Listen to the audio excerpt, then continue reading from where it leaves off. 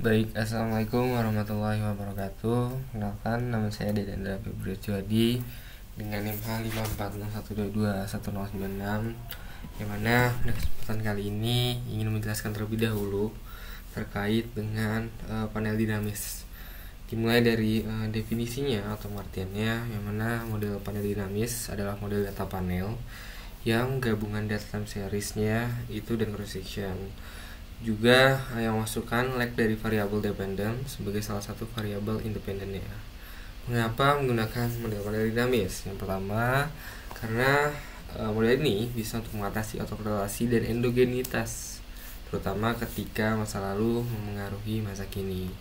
Lalu yang kedua, memodelkan proses penyesuaian menuju steady state atau keseimbangan jangka panjang. Dan yang ketiga, memberikan estimasi efek jangka pendek dan jangka panjang. Juga beranjak ke masalah umum dan solusinya. Untuk masalahnya sendiri itu endogenitas karena berkorelasi dengan error. Juga solusinya estimasi dengan metode GMM atau Generalized Method of Moments seperti Arellano-Bond atau sistem GMM. Menggunakan instrumen internal dari leg variable untuk menghilangkan bias. Lalu kita beranjak ke kelebihannya dari model panel dinamis. Yang pertama itu bisa menangkap efek dinamika dalam proses ekonomi, cocok untuk data panel dengan dimensi waktu pendek, juga tapi banyak unit misalnya negara dan perusahaan. Lalu dapat mengukur kecepatan konvergensi ke kondisi jangka panjang. Dan untuk contoh pengaplikasiannya, pertama itu bisa untuk analisis pertumbuhan ekonomi gitu ya, like GDP atau GDP sampai saat ini, lalu produktivitas perusahaan, dan yang ketiga indikator sosial, misal penurunan kemiskinan serta peningkatan pendidikan. Nah, untuk selanjutnya kita akan beranjak ke demonstrasi dari uji coba menggunakan metode panel dinamis ya, gitu. Dan di sini sudah ada kode-kode yang sebelumnya dibuat seperti itu, dan di sini datanya juga udah diimport, di mana di sini tentang data-data yang ada di daerah DKI Jakarta gitu ya, mulai dari tahun 2013 hingga tahun 2022 dengan beberapa variabel ya, pada tahun, GDP, population, dan HDI seperti itu. Nah, mungkin kita bisa langsung saja. Yang pertama, kita bisa lihat di sini kita ingin mencoba untuk estimasi GMM gitu ya, dari first difference-nya. Nah, kita mungkin bisa langsung kita running aja di bagian ini. Nah, sini sudah keluar, bisa dilihat dari balance panelnya, yang mana N kecilnya itu sama dengan 6, lalu T besarnya sama dengan 10, dan N nya sama dengan N besarnya sama 60.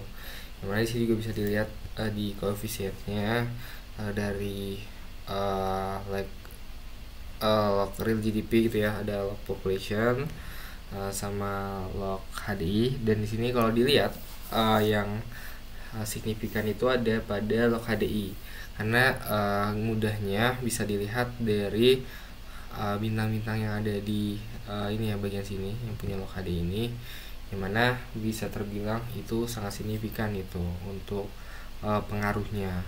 Lalu juga di sini sargan tesnya sama dengan 1, P-nya sama dengan 1, yang mana bisa dibilang instrumennya sangat valid gitu ya. Juga untuk AR1 dan AR2 nya bisa dilihat di sini ya, bisa terbilang tidak signifikan gitu, tidak ada masalah pada autokorelasinya. Nah, lalu selanjutnya kita ke VM dan PLS gitu ya, VM dan PLS. Kita bisa langsung running dari sini, kita langsung run dan keluar juga hasilnya dari yang VM terus ke juga PLS-nya, yang mana bisa dilihat di sini untuk koefisien yang bisa terbilang sangat signifikan itu ada pada GDP gitu ya, dan data yang ada juga di log HDI ini bisa dibilang sangat signifikan juga. Terus kalau misal kita ngelihat ke bagian R square-nya, di sini 0,92286 gitu ya, yang mana angka ini bisa dibilang sangat tinggi gitu atau sangat kuat. Seperti juga pada F statistiknya ini bisa terbilang sangat signifikan gitu ya, dari angka yang tertera ini. karena bisa dibilang model secara keseluruhan cukup kuat seperti itu. Juga pada PLS-nya ini yang bisa dilihat cukup signifikan atau sangat signifikan itu pada real GDP. Juga terdapat R square yang sangat tinggi juga pada ini sebesar 0,99838 untuk bagian X square-nya. Juga untuk F statistiknya gitu sangat tinggi. Nah, untuk selanjutnya kita bisa lanjut ke yang bagian sistem GMM gitu ya, estimasi sistem GMM. Kita bisa langsung running saja.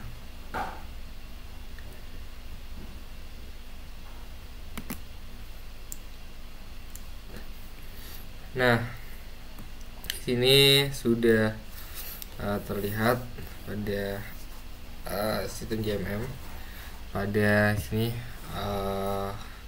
di koefisiennya gitu ya terlihat sangat signifikan. Untuk bagian T nya itu pada real GDP dan juga population.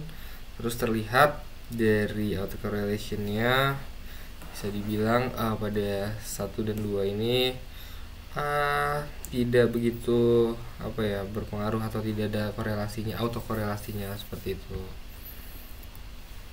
Ini data-data yang ada gitu ya untuk tadi estimasi sistem GMM. Lalu selanjutnya kita bisa untuk menghitung kecepatan konvergensi gitu ya, dari yang CLD juga yang bawahnya itu. Yang pertama itu kita kasih sistem GMM nya, kita running dulu. Dan di sini sudah keluar. Yang pertama itu pada bagian yang like GDP gitu, yang mana ini angkanya tertera 0,8945722 yang menunjukkan adanya ketergantungan kuat antar waktu gitu ya GDP saat ini yang dipengaruhi oleh masa lalu. Lalu selanjutnya pada yang konvergensinya, tingkat konvergensinya itu 0,11 sekian gitu, yang mana bisa diinterpretasikan sebagai 11%, yang mana artinya sekitar 11% dari kesenjangan terhadap steady state akan tertutup setiap tahun. Juga semakin tinggi angka ini, semakin cepat suatu wilayah untuk mencapai keseimbangan ekonominya. Lalu untuk yang selanjutnya atau yang terakhir itu ya, di CLR atau long run effect, kita akan coba kita running dulu, nanti akan keluar hasilnya dan bisa kita baca dari hasilnya.